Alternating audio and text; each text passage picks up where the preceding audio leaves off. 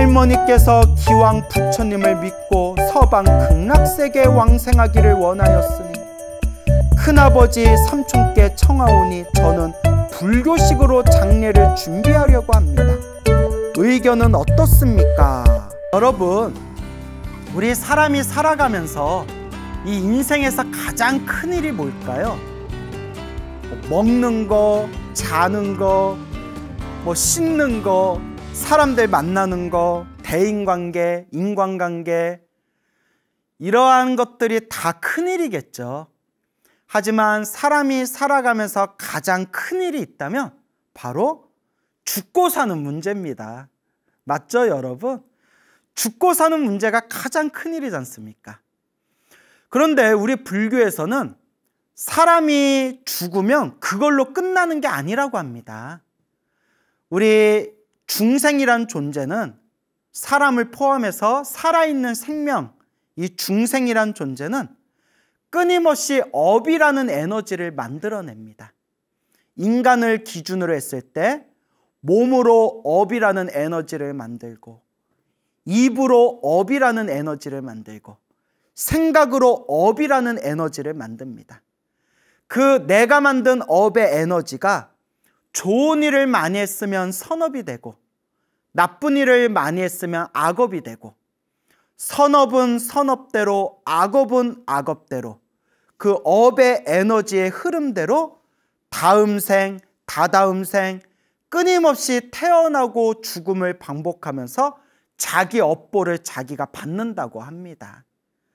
그래서 자기가 지은 업보대로 태어나고 죽음을 반복하는 이 중생의 흐름을 윤회라고 부르게 되는 겁니다. 윤회. 이 윤회에서 벗어나서 완전한 자유인이 되려면 어떻게 해야 될까요? 모든 번뇌와 망상, 탐욕과 성냉과 어리석음이라는 번뇌망상을 완전히 소멸하면 우리는 생사윤회와 모든 업보에서 완전히 벗어나 영원한 자유인이 될 수 있다고 합니다. 근데 그거는 참 쉬운 일이 아니죠.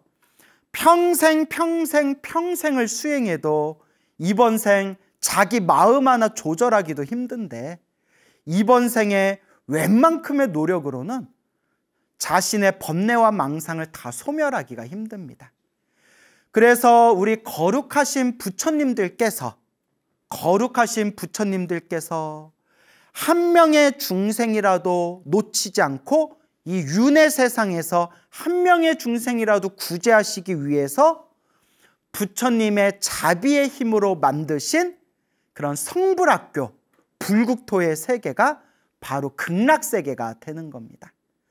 그래서 우리 대승불교의 불자들은 늘 나무아미타불, 나무아미타불 연부를 하면서 우리 목숨이 다할 때 지옥 악이 축생에도 떨어지지 아니하고, 인간 세상이나 천상 세계에도 태어나지 아니하고, 모든 중생이 성불할 수 있는 성불학교, 저 극락세계, 불국토에 태어나기를, 완생하기를 발언하는 겁니다. 그래서 우리나라만 하더라도 의상대사 같은 대큰 스님께서도 평생 동안 앉을 때마다 서쪽을 바라보고 앉아서 나무 아미타불, 아미타 극락세계에 태어나기를 발언하셨다고 하고, 원효대사 같으신 분도 저 극락세계와 아미타 부처님의 위대한 공덕에 대해서 하염없이 끝없이 찬탄을 하셨습니다. 인도, 중국, 한국, 일본 할 것 없이 수많은 대선지식들께서 한결같이 아미타 부처님 극락세계, 모든 중생이 성불할 수 있는 이 성불학교를 다 함께 찬탄하셨다고 합니다. 그런데 사람들 중에는 우리 같은 평범한 불자들이 어떻게 극락세계에 쉽게 태어날 수 있겠냐라고 오해하시는 분들이 있습니다. 아닙니다. 부처님께서 극락세계를 만드신 이유 자체가 우리같이 평범하고 업장 많은 중생을 한 명이라도 더 제도하기 위해서 만드신 게 바로 극락세계입니다. 그러니 나이가 많거나 적거나 아는 것이 많거나 적거나 할 것 없이 오로지 부처님을 믿고 염불하면 반드시 극락세계에 태어날 수 있다라고 경전에도 증명하셨고 수많은 선지식들께서 증명하셨습니다. 그래서 어느 평범한 노보살님, 평범한 나이 많은 할머니께서 그렇게 염불하시고 가족들의 염불 공덕의 힘에 의해서 극락세계에 태어나신 이야기를 들려드릴까 합니다. 그 우리나라에 좋은 책을 많이, 좋은 불교 서적을 많이 번역하신 그런 각산 거사님이라는 분께서 쓰신 불교계 스테디셀러죠. 오대산 노스님 인과 이야기라는 그런 책에 나온 그런 이야기 중에 제가 여러분들께 그런 이야기 한 편을 소개해 드릴까 합니다. 내용이 좀 길어서 제가 좀 간략하게 몇 개의 문장을 좀 빼서 좀 편집을 했음을 미리 알려드리는 바입니다. 그러면 각상 정원규 거사님이 번역하신 오대산 노스님 인가 이야기의 한 편을 여러분들과 함께 읽어보겠습니다. 제목은 염불하여 극락 왕생하신 할머니. 왜 할머니는 지식인으로 대학 교수이다. 일생 동안 선을 행하며 다른 사람에게 산량하고 친절하였다. 처음엔 그분도 불교를 미신으로 여겼다. 그러나 불교는 미신이 아니며 인과 업보가 확실히 존재함을 믿게 되셨다. 왜 할머니는 평생 동안 건강하고 병과 재난이 없었다. 만년에 이르러 신체 곳곳에서 불편한 현상이 나타나기 시작하였다. 사실 이것은 정상적인 노화 현상이며 큰 고통은 없었다. 그러나 할머니는 몸의 수명이 다한 것이라 생각하고 스스로 애를 태웠다. 그 후에 양여사라는 분이 여러 차례 가르침을 주었다. 모든 인연을 놓아버려야 하며 몸에 과도하게 집착해서는 안 된다. 그리고 지금은 많은 경서를 읽을 필요 없이 단지 일심으로 염불하여 서방 극락세계에 왕생하면 대자 대비하신 아미타불의 가르침을 받아 우주 인생의 진리를 깨우쳐 모든 고통에서 진정으로 해탈할 수 있다고 하였다. 그래서 왜 할머니는 모든 인연을 놓고 염불하기 시작하였다. 본래는 완전한 채식을 하려고 하였으나 자녀들이 연세가 많아 영양이 부족해진다며 고기를 조금 먹기를 권하였다. 그래서 완전한 채식은 하지 못하였다. 83세 되는 그의 어느 날 위가 불편하여 무엇을 먹으면 다 토하였다. 먹는 것도 많지 않았으며 게다가 언제나 토하니 정신이 맑을 때가 며칠 없었다. 횡설수설하며 혼미하였다.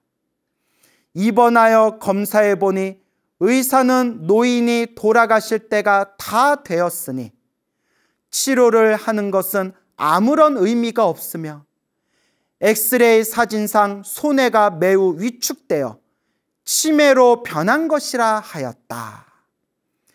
우리 온 가족은 모두 의사에게 100분의 1의 가능성이라도 있으면 최선의 노력을 다해달라고 부탁하였다. 그래서 병원에서는 수액 치료를 하기 시작했다.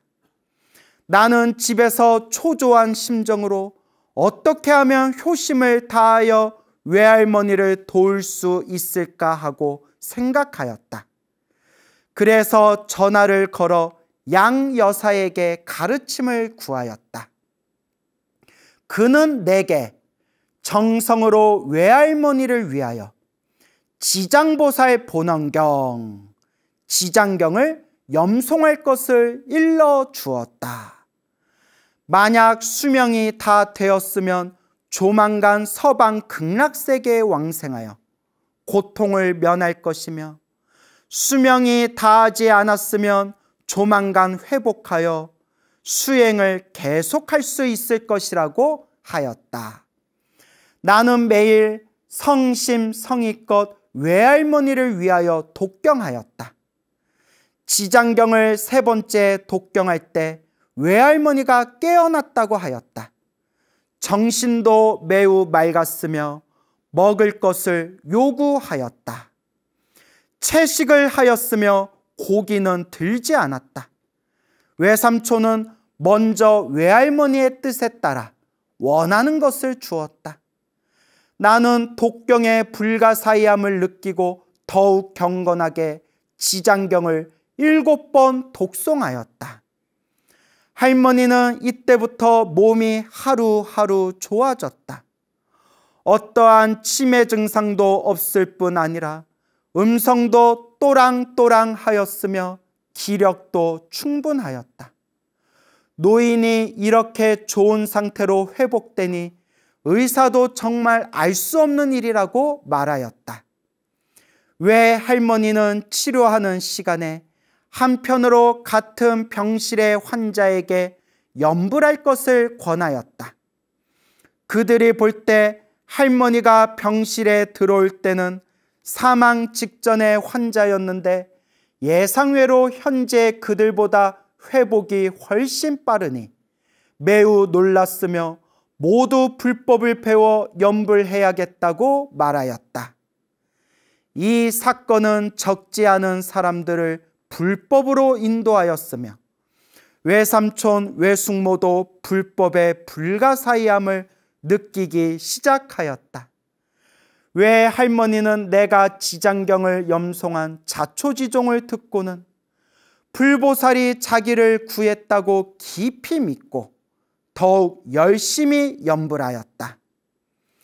이전에는 모든 가정 사정을 물었는데 이번에는 아무것도 관여하지 않았으며 나에게 일심으로 염불하여 극락세계에 태어남을 준비해야 한다고 말하였다.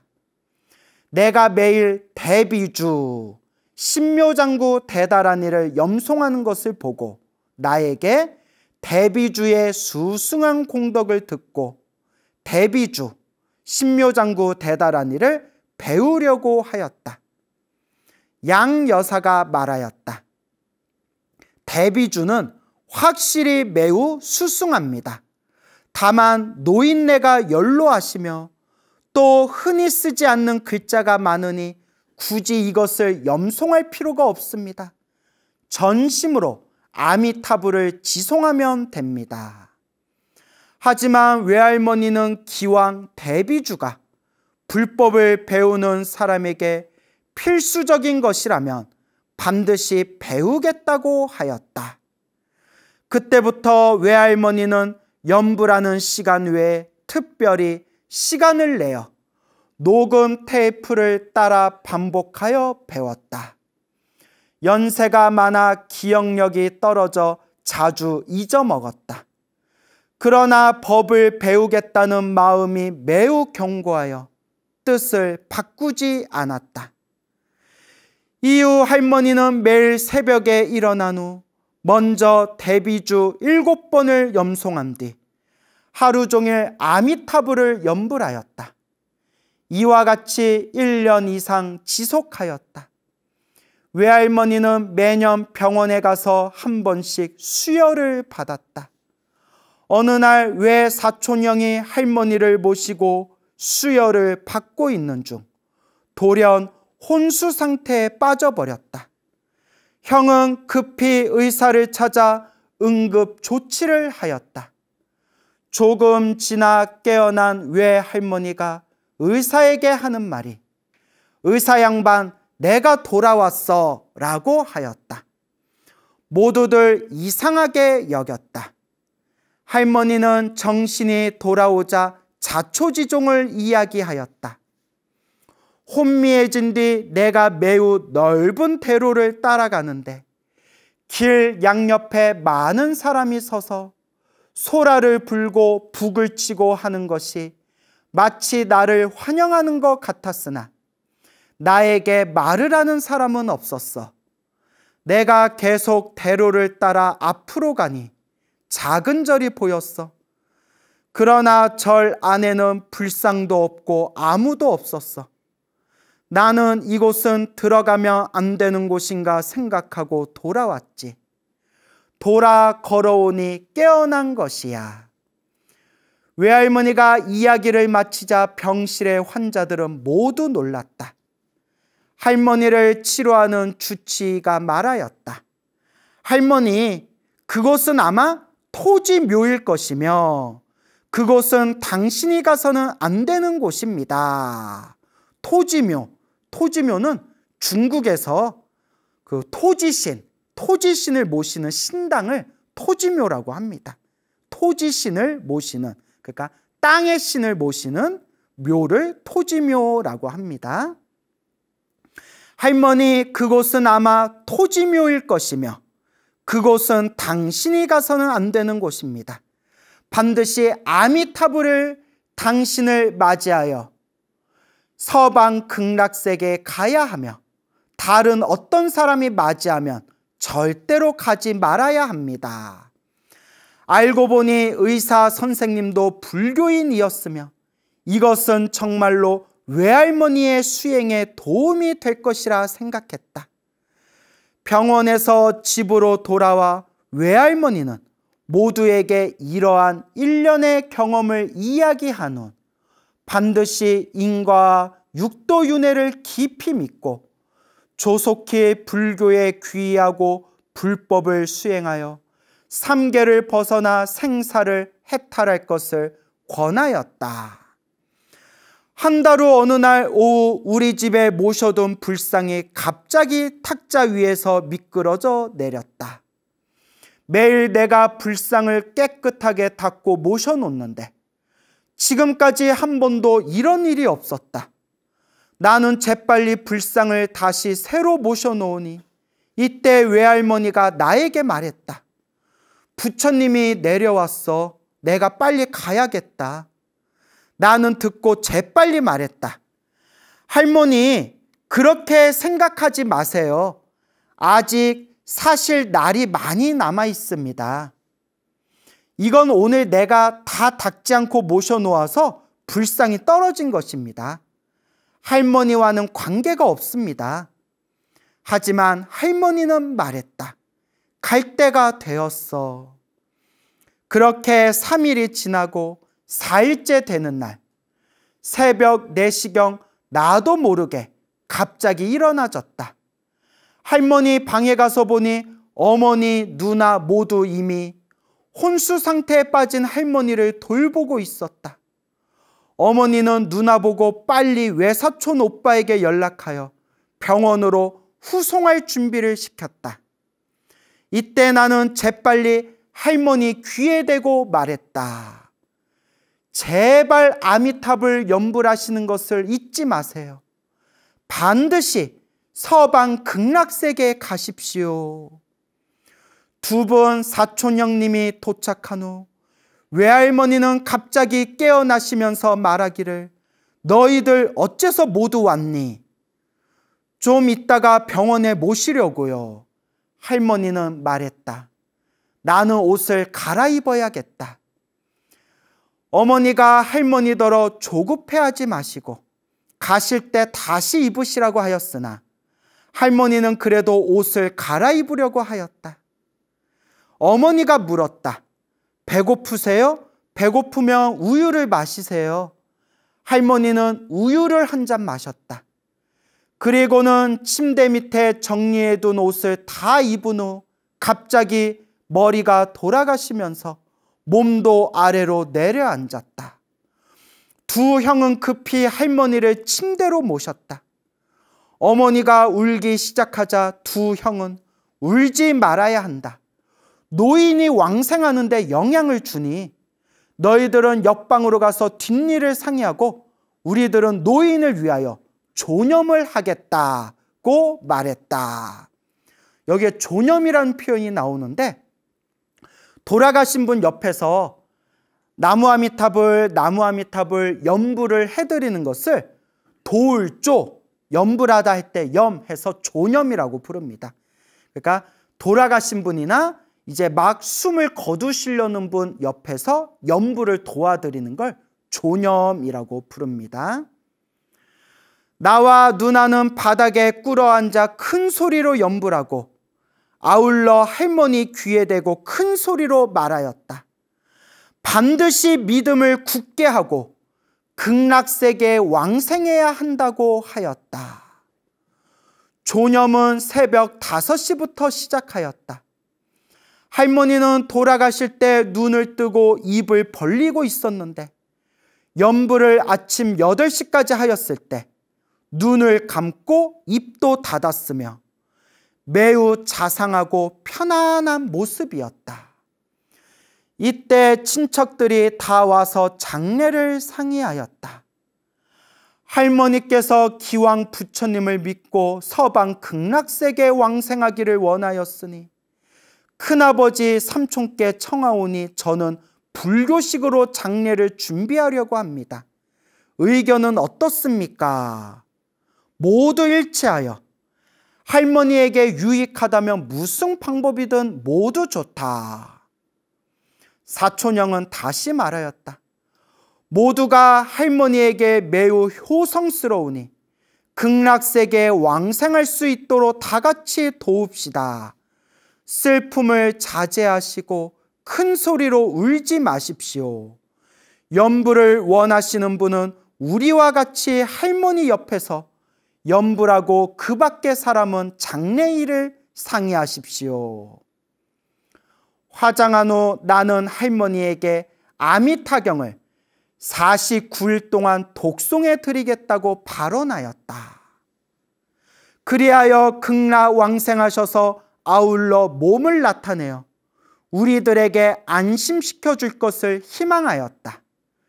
큰형과 형수도 매일 노인을 위하여 독경하였다. 독경한 지 사흘 후 사촌형이 전화를 걸어 나에게 알려주었다. 아침에 형수가 일어난 후 정리하느라 매우 피곤하여서인지 눈을 뜨려고 해도 뜰 수가 없었다. 이때 갑자기 눈앞이 밝아지면서 돌아가신 할머니가 그녀 앞에 서 있는 것이 보였다. 몸에는 스님 옷을 입고 이미 머리를 깎은 모습이었다. 생전에는 키가 작고 야위였는데 당시 키가 매우 높고 컸으며 야위지도 않고 얼굴에 홍조를 띠고 있었다. 형수가 할머니를 알아볼 수 있었으며 할머니는 그녀를 보고 미소를 지어 보였다. 형수는 본래 노인의 정수리에 스님의 개받은 흔적을 보려고 했으나 노인의 머리에는 금빛이 빛나면서 눈이 부셔서 볼 수 없었으며 입을 열려고 해도 열리지 않았으며 상서로운 모습이 2~3분간 지속되다가 서서히 소멸되었다고 하였다. 나는 이 말을 듣고 매우 기뻤으며 염불심이 깊으면 소원이 반드시 이루어진다는 것을 느꼈다. 예, 여러분 잘 들어보셨습니까? 어느 평범하신 할머니께서 이렇게 극락왕생하게 되신 그런 실제 체험담의 이야기를 저 중국인가 대만의 어느 불자가 당신이 겪은 외할머니의 이야기를 이제 말씀하신 그 내용에 대해서 여러분들께 들려드렸습니다. 이 부처님의 가르침은 머리와 지식으로는 다 헤아릴 수가 없습니다. 소위 논리적이고 합리적인 것으로 부처님의 가르침을 다 이해할 수가 없습니다. 더더구나 우리 불교에서 중요하게 생각하는 이런 영가천도라든가 영적인 부분에 대해서는 솔직히 과학적인 상식으로는 다 헤아릴 수가 없습니다. 여기서부터는 믿음과 체험의 문제겠죠. 이 외할머니가 처음에는 부처님의 가르침을 믿지 않고 불교는 미신이다라고 생각했던 그런 지식인이었지만 어떠한 사연을 겪으면서 이렇게 이제 부처님의 가르침을 믿고 그렇게 매일매일 나무 아미타불을 염불하고 그렇게 매일매일 대비주 신묘장구 대다라니를 독송하게 됩니다. 그러다가 외할머니가 깜빡 정신을 잃었을 때 그 토지묘, 토지신을 모셔놓은 토지묘에 가게 되었는데 만약 거기에 그냥 딱 앉아버렸으면 아마 다음 생에 토지신으로 태어났을 확률이 큽니다. 그래서 이렇게 중국이나 대만의 큰 스님들이 쓰신 그 법문집에 보면 불교를 수행하시는 수행자분들이 아직 불법의 힘이 약하거나 세상에 대한 미련이 남아있을 때, 세상에 대한 미련이 강하게 남아있을 때 그렇게 수행의 힘으로 그렇게 신적인 존재로 태어나게 되는데 그 토지신, 그 땅을 다스리는 토지신으로 태어나는 경우가 있더라라는 그런 내용을 제가 예전에 본 기억이 납니다. 그래서 토지신, 신이라고 하니까 우리가 높은 신처럼 여기겠지만 땅을 다스리는 토지신이 특별한 능력이 있는 신적인 존재지만 불교적인 눈에서 보면 또 그렇게 수준이 높은 신은 아니라고 합니다. 저 하늘의 신들, 저 하늘의 신들에 비하면 요 땅에 있는, 땅에 머무르고 있는 신들은 하계라고 부릅니다. 하계. 상계, 중계, 하계에서 하계에 들어가게 되는 겁니다.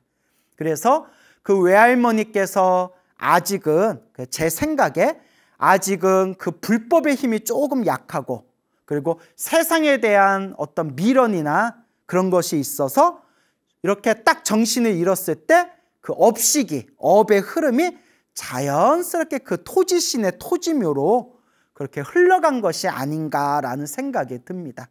하지만 평소에 나무 아미타불 극락세계에 왕생하기를 발언하면서 아미타불 염불한 힘이 있었기 때문에 토지신의 토지묘에 갔을 때 여기는 부처님을 모셔놓지 않고 있구나, 여기는 부처님이 없구나, 내가 있을 곳이 아니구나 라고 딱 판단하고 거기서 자연스럽게 나올 수 있었던 것이 아닌가 생각이 듭니다.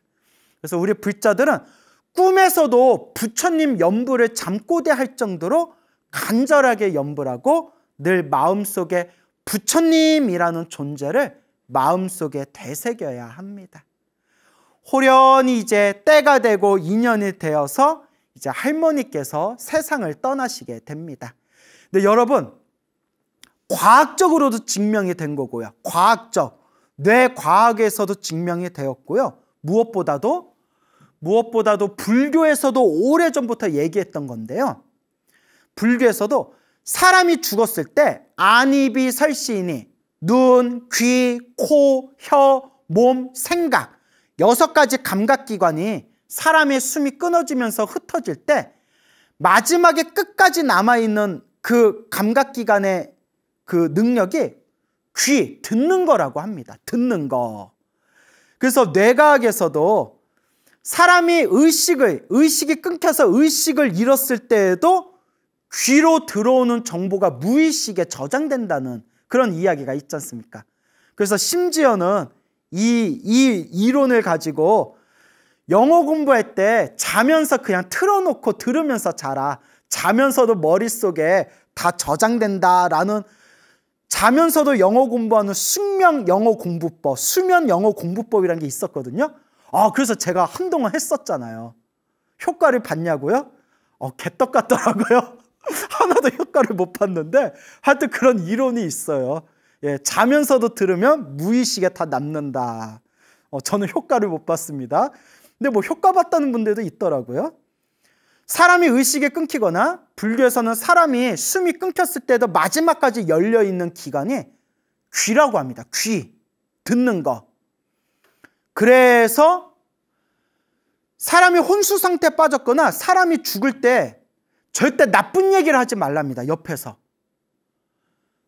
우리가 볼 때는 숨이 끊긴 것 같지만 귀는 열려 있다고 합니다. 그래서 또 우리 불교에서는 사람이 죽었을 때 옆에서 막 울지 말라고 합니다. 엄마, 아버지 하고 엉엉 하고 울지 말라고 합니다. 숨이 끊겼을 때 사랑하는 가족들이 막 슬퍼하면서 애끓는 심정으로 막 울부짖는 모습을 딱 들으면 영가가 마음이 흐트러져서 혹 딴 생각을 일으켜서 다음 생 안 좋은 곳으로 빠져들 수가 있답니다. 이런 이야기가 경전에도 나오고 큰 스님들 법문에도 많이 나옵니다. 그래서 여러분, 유교 문화는 사람이 돌아가시면, 어른이 돌아가시면 막 피눈물을 흘리듯이 우는 것을 예법으로 알지만, 그래서 우리가 곡을 한다 하죠. 곡. 아이고 아이고 이렇게 곡을 하죠. 이거는 유교 문화일 뿐이고, 불교에서는 사람이 죽으면 울지 말라고 합니다. 그 영가가 마음이 흐트러져서 오히려 안 좋은 영향을 미칠 수 있다.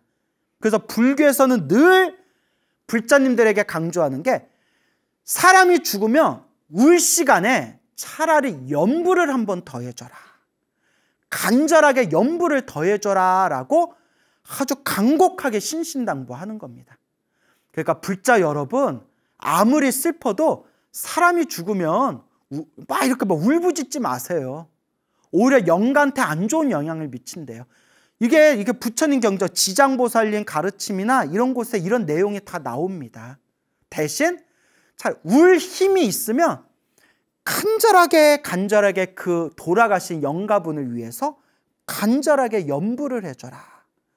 그래서 실제로 사람이 딱 죽었을 때 귀에다가 염불을 해주면서 이 염불 소리를 놓치지 마세요. 염불하세요. 염불 소리를 놓치지 마세요. 아미타불 아미타불 이렇게 돌아가신 분 귀에다가 그렇게 소리내서 읽어주라고 합니다. 그렇기 때문에 여러분들이 정말 사랑하는 분이 세상에 떠났을 때 눈물 흘리면서 슬퍼하기보다는 귀에다가 염불을 해드려라 라고 제가 간곡하게 말씀드리고 싶습니다.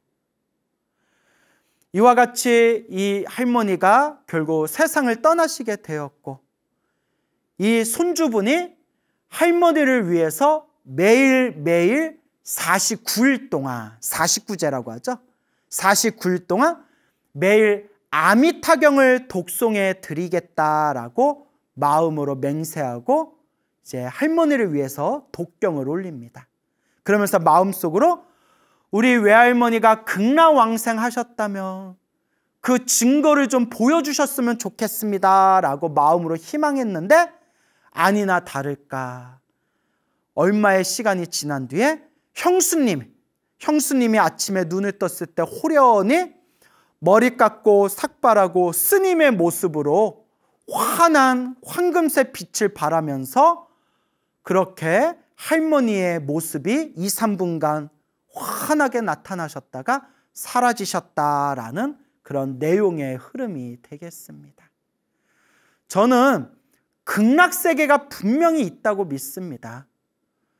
여러분, 막말로 극락세계가 없다면 우리 스님들이 백중 우람분절 때마다 우리 불자님들, 인연 있는 영가님들을 위해서 천도 염불 공덕을 지어드리고, 우리 불자님들 세상에 떠나시면 절에서 정성껏 49제 올리고, 또 나와 인연 있는 영가분들을 천도하기 위해서 천도제를 올리지 않습니까?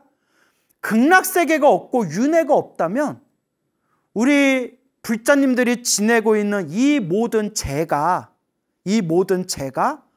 다 허망하고 거짓된 것이 돼버리는 겁니다.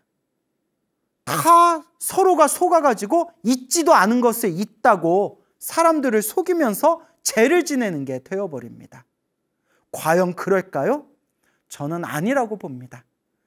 제 얘기가 아니라 정토 삼부경에도 나오고 지장경에도 나오고 수많은 경전에도 나오지만 부처님은 분명히 극락세계가 있다, 육도 윤회의 세상이 있다라고 부처님께서 분명히 말씀하셨습니다.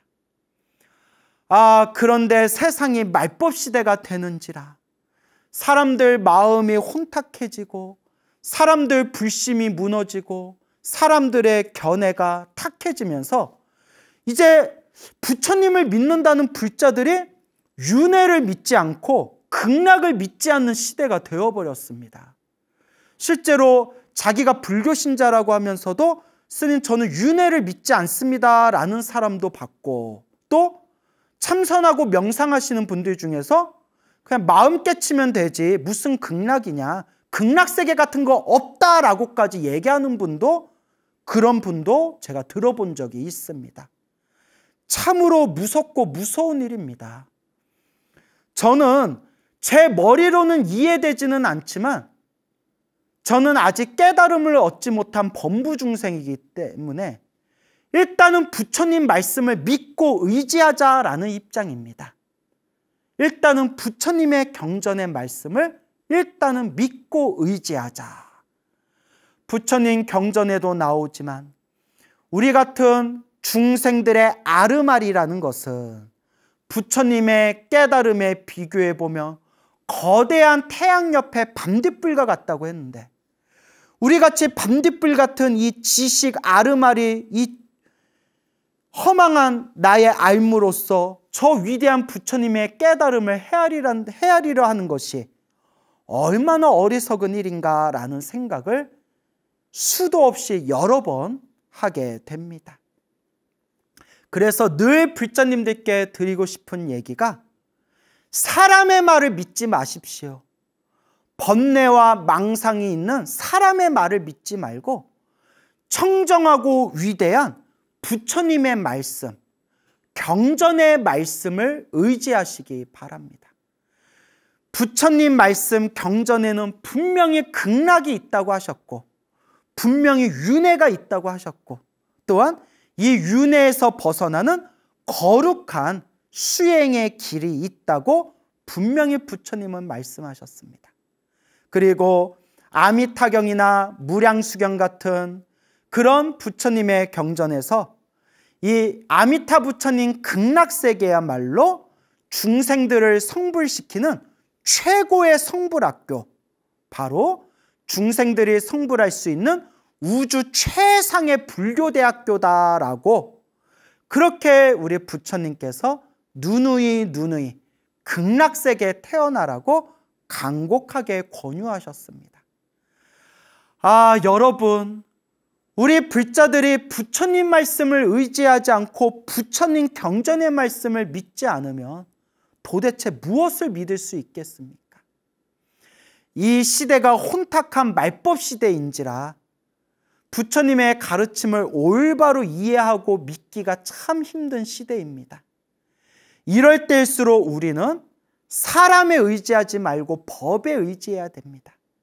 부처님 말씀 경전에 의지하면 적어도 중간은 갈 수 있습니다. 하지만 부처님 말씀에 의지하지 않고 사람의 말에 의지하게 되면 10중 8구는 어긋난 길로 떨어지게 됩니다.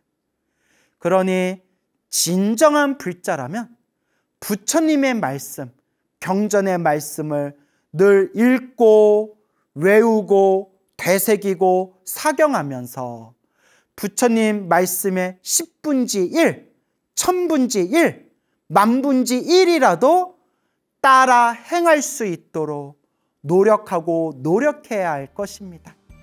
그래서 우리 수많은 우리 연불하시는 불자님들께서 극락세계 왕생을 마음의 발언으로 세우시고 연불하셔서 저 성불학교 극락세계 왕생하시기를 축원드리는 바입니다. 여러분들 만나서 반갑습니다. 우리가 이번 생에 부처님의 가르침을 만날 수 있다는 것은 정말 큰 복이 있기 때문입니다. 과거 전생에서부터 지었던 복과 선업과 공덕의 힘이 있기 때문에 우리가 이번 생에 사람으로 태어나 이와 같이 소중한 부처님의 가르침을 만났구나, 이것을 항상 마음에 되새겨야 됩니다. 우리 불교를 인연법이라고 부릅니다. 인연법. 우리 불교에서는 우리 앞에 펼쳐진 모든 존재와 모든 현상을 인연법이라고 부릅니다. 일어나고 사라지는 이 모든 것이 다 인연의 흐름입니다. 그 인연은 누가 지은 걸까요? 자기 자신이 지은 것, 내가 지은 인연법대로 살아가는 것, 이게 바로 불교의 세계관이 되겠습니다. 그래서 우리는 늘 항상 좋은 인연을 지을 수 있도록 노력하고 노력해야 됩니다. 살아가면서 힘들고 괴롭고 답답할 때마다 내가 나쁜 업을 많이 지었구나. 내가 좋지 못한 업의 인연을 많이 지었구나. 스스로를 반성해야 됩니다. 그리고 끊임없이 좋은 인연을 지을 수 있도록 복과 선업과 공덕을 닦을 수 있도록 노력하고 노력해야 됩니다. 이번 생에 사람으로 태어나 부처님의 법을 만난 것 자체가 과거 전생에서부터 지었던 복과 선업과 공덕이 있기 때문입니다. 이 소중한 인연을 우리가 마음에 늘 되새기고 되새기면서 항상 좋은 인연을 짓도록 노력하고 노력해야 됩니다. 그래서 우리 부처님 가르침에 보면 이와 같은 수많은 전생 이야기가 나옵니다. 부처님께서 경전에서 직접 설하신 수많은 과거 전생에서부터 이어진 그 전생의 흐름의 인연법의 이야기들이 지금까지 불교설화라는 이름으로 전해지고 있습니다. 옛날 옛적 석가모니 부처님이 계시던 때의 이야기입니다. 석가모니 부처님께서 계시던 때에 어느 큰 부자가 있었습니다. 이 부자는 그 장사를 하는 상인이었습니다. 그때 500명의 상인들과 함께 배를 타고 바다를 건너가지고 보물을 가져오기로 합니다. 그때 이제 결혼을 하고 얼마 되지 않은 부인을 데리고 500명의 상인들과 함께 이제 배를 타고 바다로 나아가게 됩니다. 그때 부인이 배에서 이제 아이를 낳게 됩니다. 바다에서 낳은 아이다라고 해서 이름을 해생이라고 아들의 이름을 짓습니다. 바다해, 날생. 그러니까 바다에서 탄생했다, 바다에서 태어났다 해가지고 해생이라고 부른 것 같습니다. 그렇게 이제 해생을 낳고 나서 해생을 낳고 나서 자꾸 좋은 일들이 생겼다고 합니다. 그렇게 좋은 일들이 생기고 그와 같이 바다에서 무사히 수많은 보물을 가지고 무사히 고향으로 돌아왔다고 합니다. 그래서 그때 바다에 함께 나갔던 사람들이 해생을 안은해생, 안은이라고 이름을 붙이게 됩니다. 안은해생. 안은이란 뜻은 편안하다, 평온하다라는 뜻이 담겨져 있습니다. 해생, 우리 아기 해생 덕분에 자꾸 좋은 일이 생기고 아무도 다치지 않고 무사히 바다를 건너와서 큰 보물을 가지고 고향으로 돌아왔다 해가지고 해생을 이름 앞에 안은, 편안하다, 평온하다라는 이름을 붙이게 된 겁니다. 이 해생이 무럭무럭 자라게 됩니다. 무럭무럭 자라나서 이제 자기도 아버지처럼 수많은 사람들과 바다를 건너서 보물을 가져오기로 결심을 합니다. 그래서 500명의 상인들을 모아가지고 이 500명의 상인들과 함께 해생이 이제 배를 타고 바다를 건너서 보물을 구하고자 합니다. 그럴 때 그 바다 한가운데에서 엄청난 비바람과 태풍과 회오리 바람이 막 불면서 수많은 사람들이 이제 공포에 떨게 됩니다. 잘못하면 이제 배가 난파당하게 생기는 겁니다. 그때 500명의 상인들이 저마다 자기가 모시고 있는 하늘의 신의 이름을 부르면서 자기가 모시고 있는 신들의 이름을 부르면서 그때 얼마나 많은 종교가 있었겠습니까?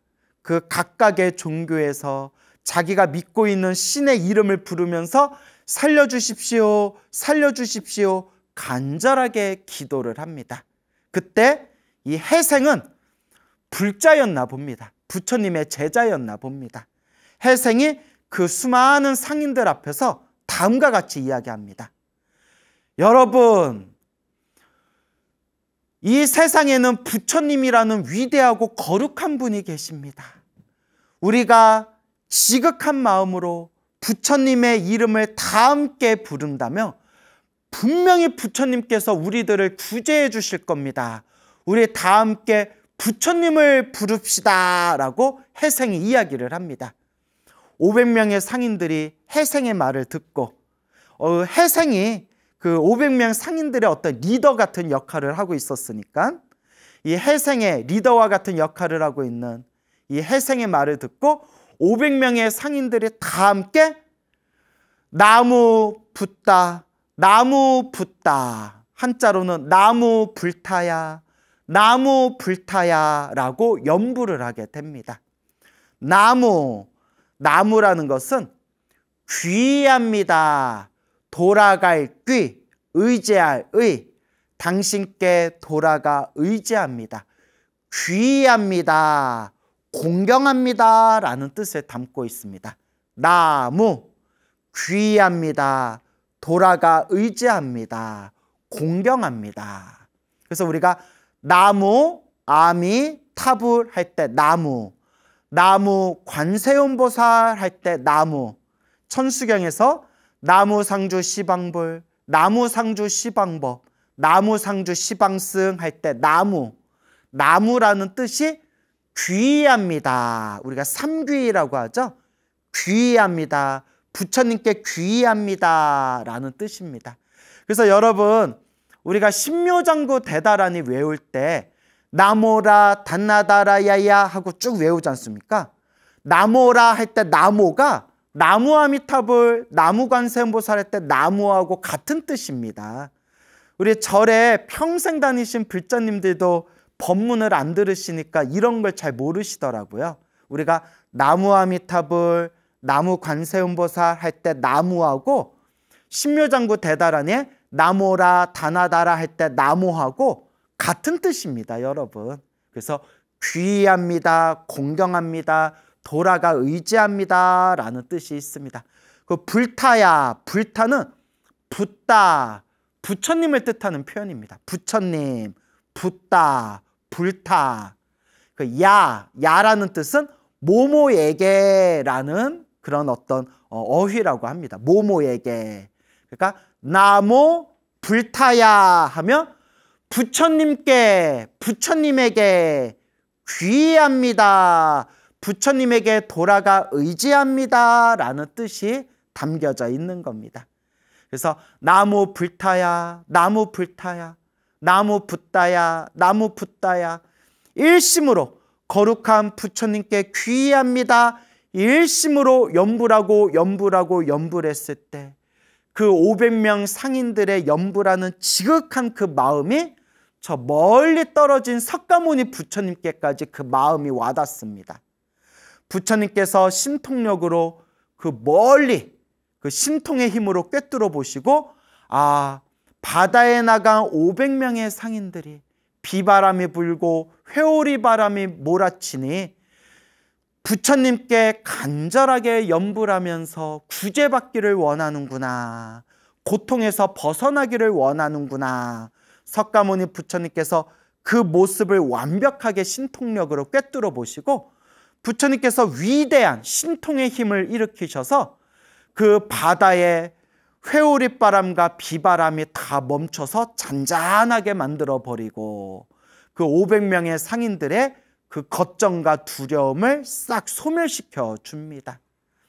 이와 같이 이제 살아남은 그 500명의 상인들이 다 함께 기뻐합니다.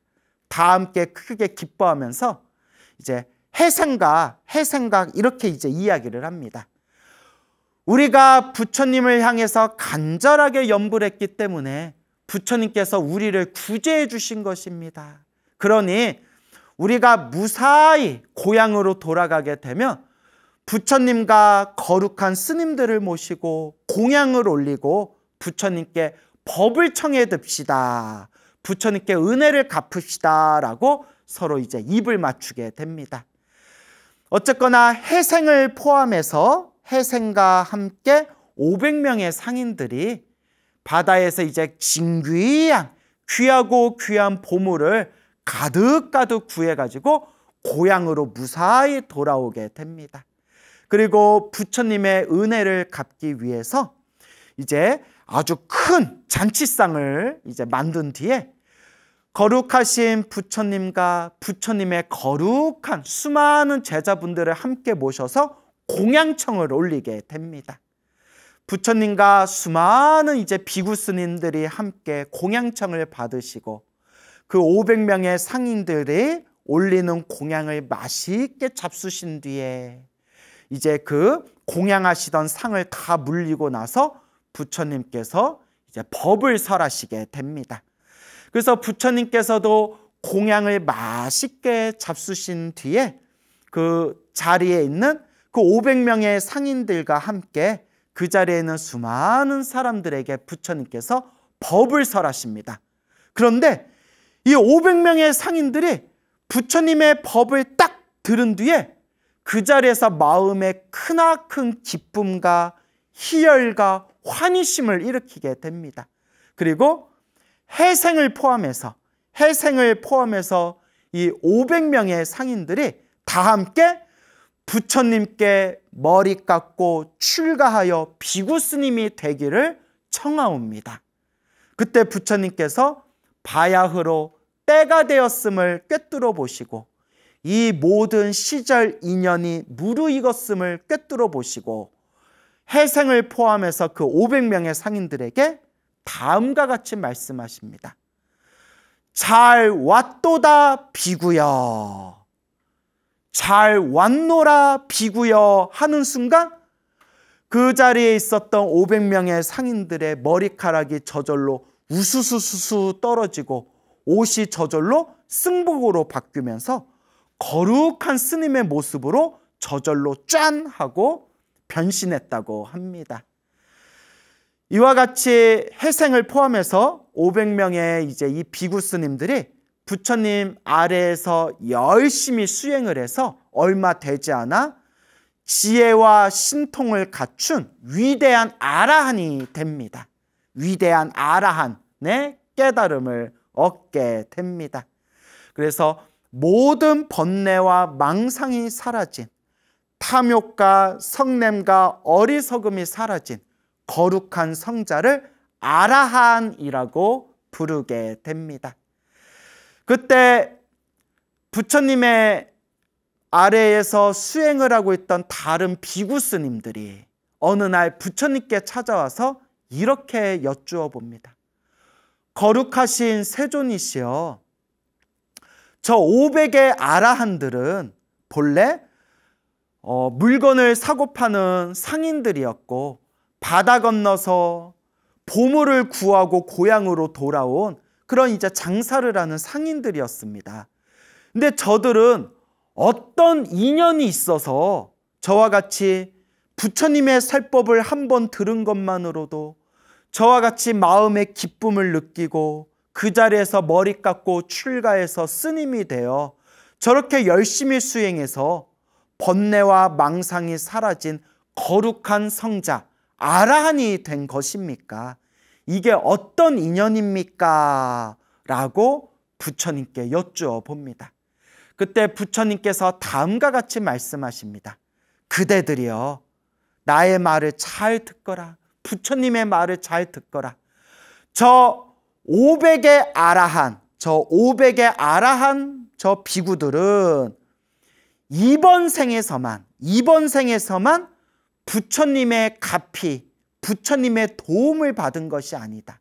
이미 수없는 과거 전생에 이미 저 500의 아라한 비구들은 크나큰 가피를 받은 적이 있었느니라 라고 하면서 머나먼 과거 전생 이야기를 들려주십니다. 머나먼 수없는 과거 전생에 신통력을 가진 신선이 있었다고 합니다. 신선. 아주 신통력, 크나큰 신통의 힘을 갖춘 신선이 있었는데 이렇게 홀로 숲에 머무르면서 수행을 하고 있었다고 합니다. 그때 바다를 건너 보물을 구하고자 했던 500의 상인들이 있었는데 이 500의 상인들이 길을 지나가다가 이 숲속에서 수행하고 있는 신선을 만나게 됩니다. 신선의 모습을 보고 저분은 범상치 않은 분인 것 같다라는 생각이 들어서 500의 상인들이 신선에게 공양을 올리고 이제 설법을 듣게 됩니다. 신선의 설법을 듣고 감동을 받은 상인들이 신선과 함께 신선이시여 선인이시여 우리가 바다 건너 보물을 구하고자 하는데 저희와 함께 가시겠습니까? 저희가 잘 모실 테니 저희와 함께 바다 건너 보물을 함께 구하지요 라고 상인들이 이제 이야기하게 됩니다. 그때 신선이 나는 그런 거에 관심이 없소. 그대들이나 무사히 잘 다녀오시오 하면서 이 신선이 상인들에게 이렇게 이야기를 합니다. 그대들이 혹 바다 건너 위급하고 어려운 일을 겪게 되었을 때 간절하게 나의 이름을 부른다면 신선인 나의 이름을 부른다면 내가 신통의 힘으로 그대들을 무사히 그대들의 그 어려움과 그 고통을 구제해 주겠소 라고 신선이 약속을 합니다.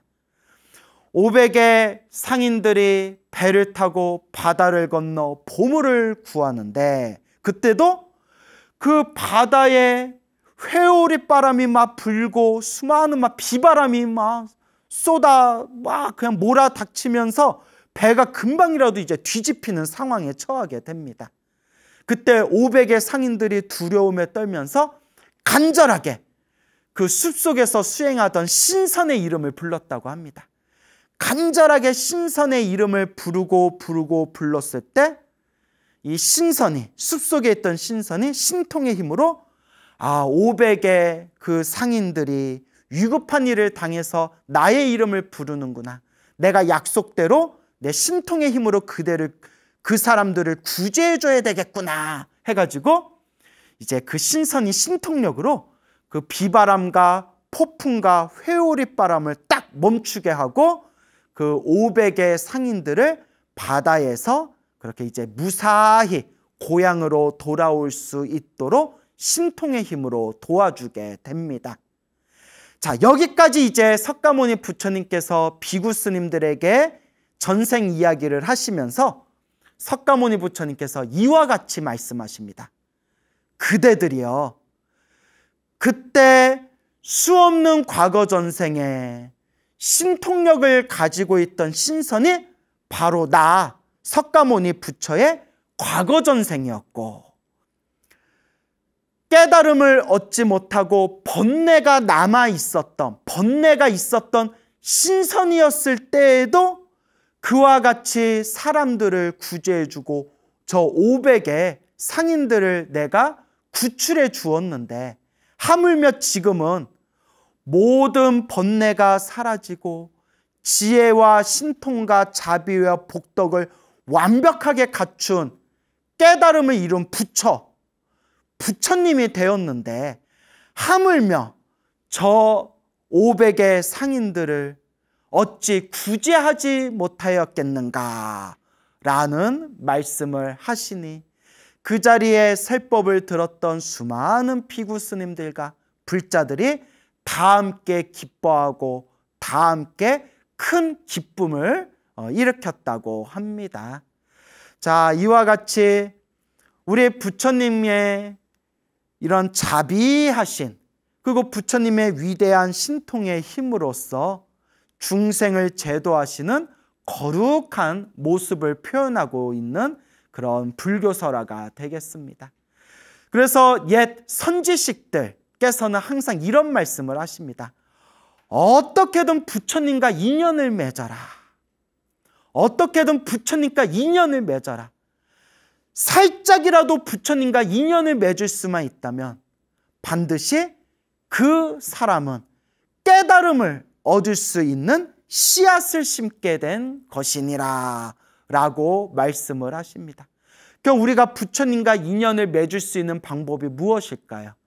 부처님을 향해서 절을 한 번이라도 더 하고, 부처님을 향해서 염불을 한 번이라도 더 하고, 부처님의 말씀 한 구절 한 개송이라도 사경을 하거나 입으로 외우거나 마음으로 되뇌일 수 있다면 그것이 바로 누구와 인연을 맺은 것이다?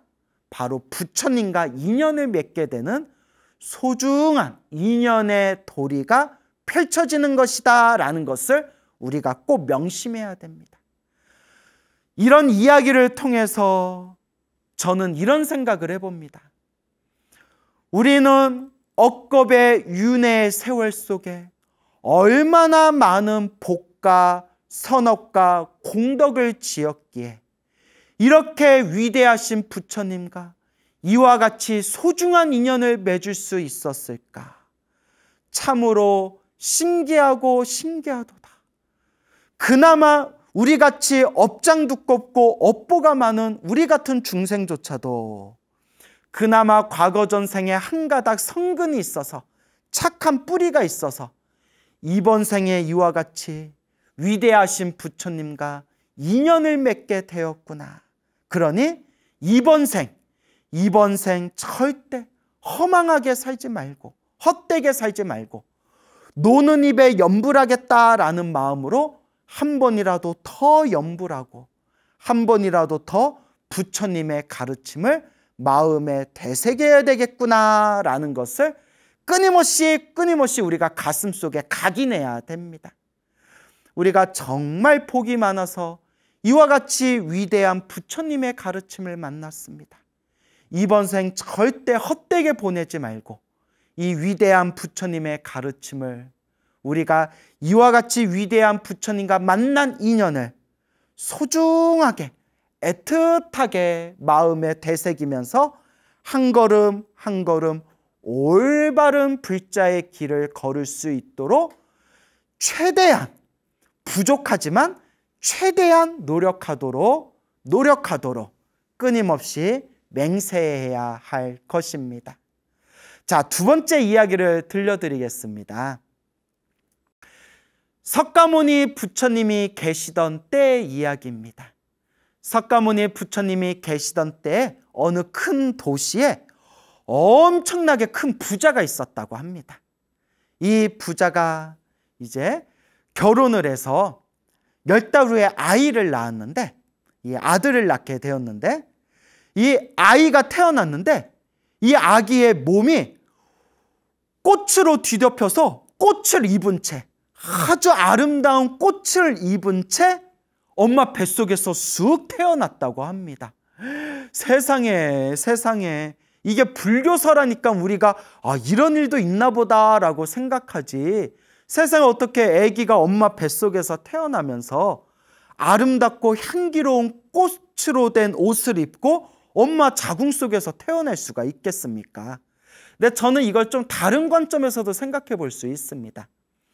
정말 아기가 엄마 뱃속에서 꽃으로 된 옷을 입고 아름다운 꽃 옷을 입고 엄마 뱃속에서 태어났다. 문자 그대로 해석할 수도 있고요. 조금 따지기 좋아하는 현대 사람들의 입장에서 재해석을 해보자면 꽃과 같이 아름답고 향기로운 복을 타고 태어났다. 그 꽃이라는 것은 은유적인 표현이고 꽃으로 된 옷을 입고 아기가 태어났다라는 뜻이 바로 꽃과 같이 아름답고 향기로운 그런 큰 복을 가지고 태어났다라고 재해석을 해볼 수도 있습니다. 그래서 이 불교설화에서 그 아기가 수만이라는 꽃, 그래서 수만 꽃을 입고 태어났다고 합니다. 그래서 이 수만꽃, 수만화라고 해요. 한자로 수만화. 그래서 이게 이 수만화가 무슨 꽃인가라고 저도 인터넷으로 검색해 보니까 뭐 이제 여러 내용이 나오는데 저 아라비아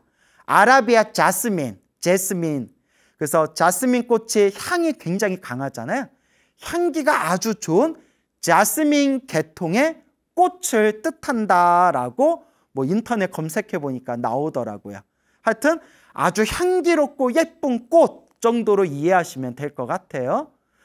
그래서 수만 꽃을 입고 태어난 그 아기의 이름을 수만 꽃을 입고 수만 꽃을 입고 태어났다 해서 이름을 수만나라고 이름을 지어줬다고 합니다. 수만나라고 이름을 지어줬다고 합니다. 태어날 때마다 얼마나 복이 많았겠어요.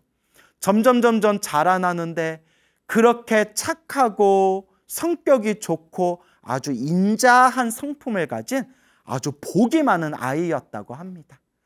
아이가 어느 정도 무럭무럭 자라나서 부모님이 독실한 불자였나 봐요. 독실한 불자였는데 이제 그 경전에서는 이렇게 나옵니다. 아이를 너무나 사랑해서 아이를 너무나 사랑하기 때문에 아이를 사랑하는 마음으로 이제 부처님께 머리 깎여 출가를 시켰다고 합니다. 그러니까 전생에서부터 부처님과 인연이 많은 아이인 거죠. 그래서 누구의 제자로 들어갔냐? 천안제일 아나율 스님의 제자로 들어가게 되었다고 합니다. 부처님의 10대 제자였던 천안제일 아나율 스님의 이제 제자가 되었는데 아나율 스님 밑에서 이제 수행을 하고 스승이신 아나율 스님을 시봉하는 이제 삼위 스님이 됩니다. 수만나 삼위 스님이 되었는데 머리 깎고 출가해서 거룩하신 위대한 수행자이신 천안제일 아나율 스님 밑에서 수행을 한 지 얼마 되지도 않았는데 모든 번뇌와 망상이 사라지고 아주 뛰어난 신통력을 가진 그런 위대한 아라한이 되었다고 합니다. 와, 미성년자인 삼위 스님이 출가한 지 얼마 안 돼서 순식간에 깨달음을 얻고 신통력을 얻은 아라한이 됩니다. 근데 우리가 모든 번뇌와 망상이 사라진 거룩한 성자를 아라한이라고 하잖아요. 근데 경전에 보면 아라한들도 신통이 있는 아라한이 있고 신통이 없는 아라한도 있었대요.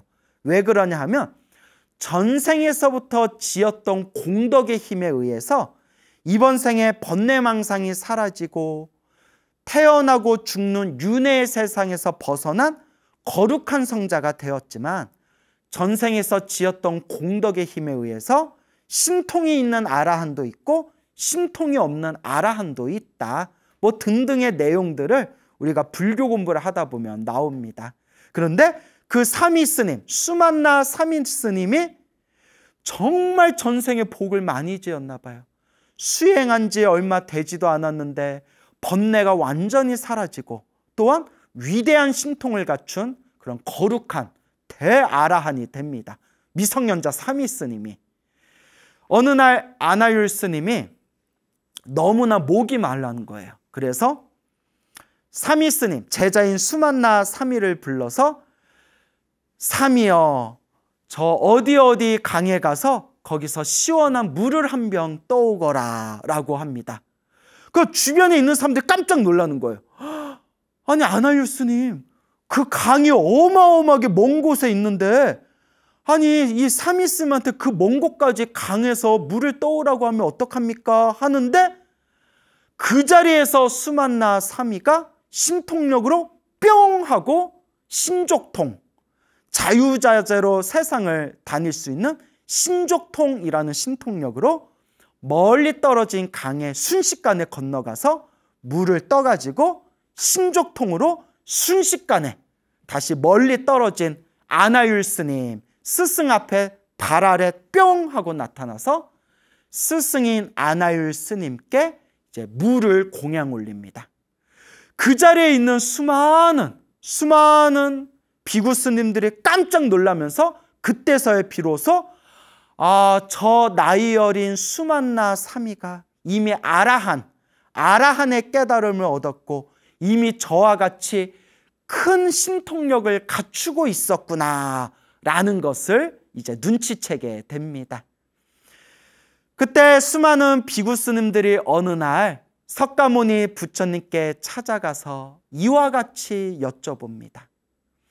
거룩하신 세존이시여, 거룩하신 부처님이시여, 아나율 스님의 제자인 저 수만나 사미는 전생에 어떤 공덕 인연이 있었기에 저와 같이 크나큰 복을 갖추고 있고 저와 같이 빨리 출가해서 위대한 아라한의 깨달음을 얻었고 어떻게 저렇게 큰 신통의 힘을 갖춘 것입니까?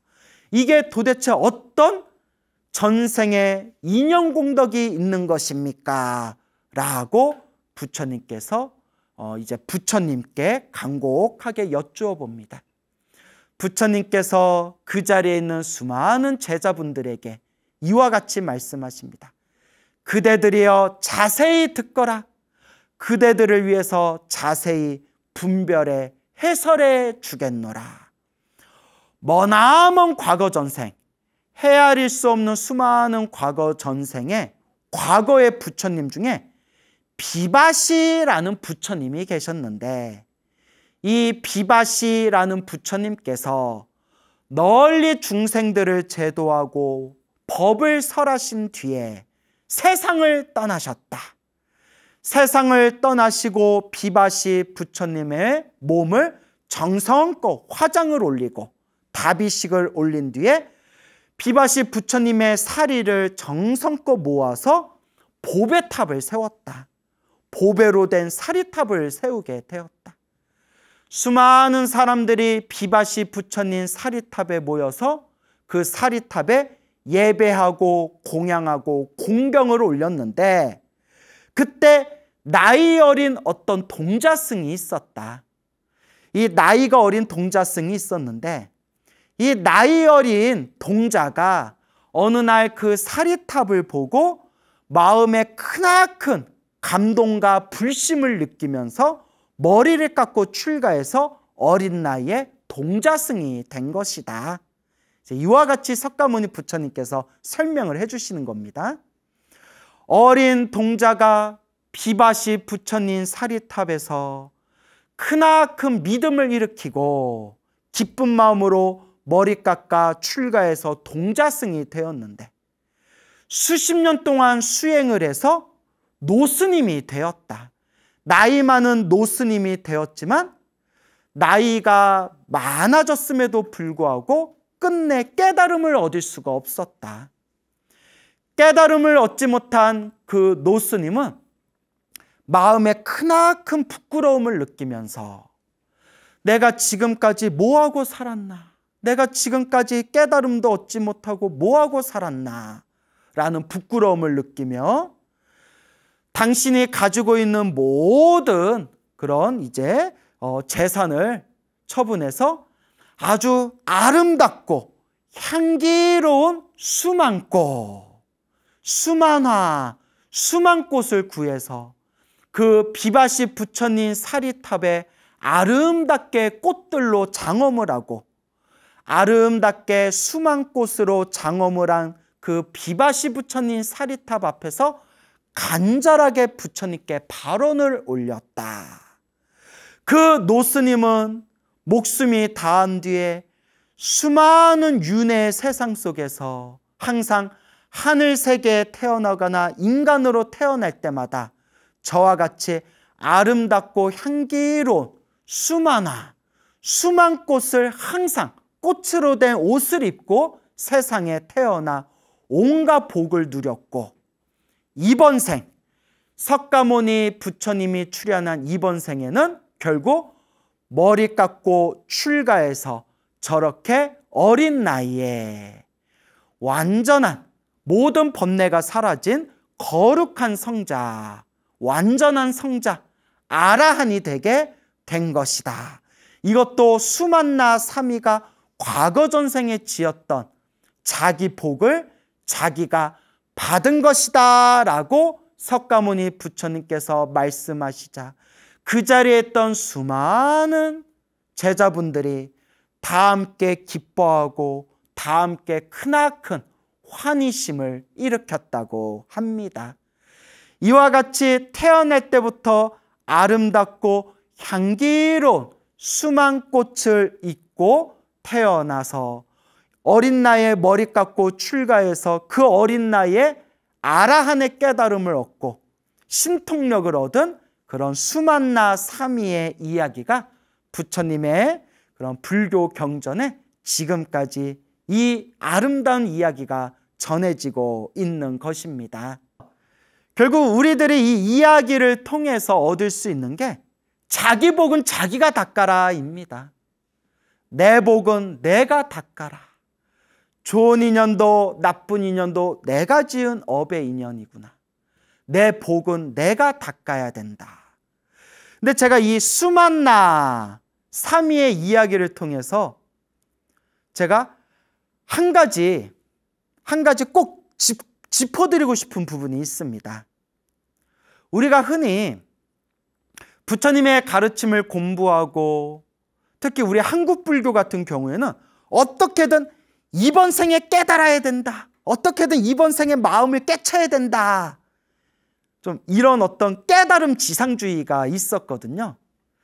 근데 제가 이 수만나 사미의 전생 이야기를 통해서 봤을 때 비바시 부처님 시절에 어린 동자승으로 출가했고 노스님이 될 때까지 수행을 했지만 결국 깨달음을 얻지는 못했고 스스로 부끄러워하고 스스로를 안타까워하면서 대신 당신이 온 힘을 기울여 수만 꽃을 구해 그 사리탑에다 공양을 올리고 그 공양을 올린 공덕의 힘으로 수없는 윤회의 세월 동안 그 복을 누리다가 결국 석가모니 부처님 그 시대에 다시 머리 깎고 출가해서 위대한 아라한이 되었다. 제가 이 내용을 딱 보는 순간 큰 스님들이 하신 말씀이 딱 떠오르더라고요. 뭐라고 말씀하시느냐. 지혜가 없으면 복이라도 닦아라. 그 얘기가 가슴을 딱 치더라고요. 지혜가 없으면 불교의 핵심은 지혜입니다, 여러분. 불교의 핵심은 깨달음이고 지혜지만 지혜가 없으면 복이라도 닦아라. 그 복의 힘으로 결국은 깨달음의 길로 들어가게 될 것이다.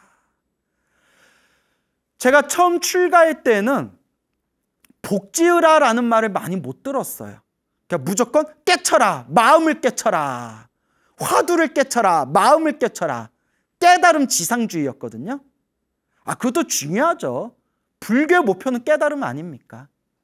하지만 부처님 경전을 보고 수많은 큰 스님들의 법문을 들으면서 복이 중요한 거구나.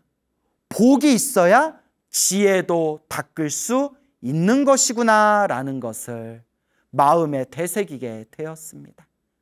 여러분, 바깥 세상에서 잘 먹고 잘 사는 것도 복이 있어야 되고 머리 깎고 수행자가 돼서 지혜를 닦는 것도 밑바탕에 복이 있어야 된다고 합니다.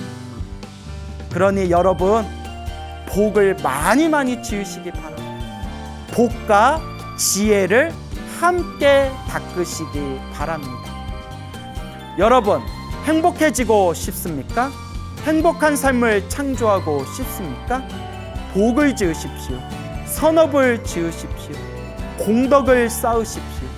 복과 선업과 공덕의 힘이 여러분들을 진정한 행복의 길로 이끌어 줄 것입니다.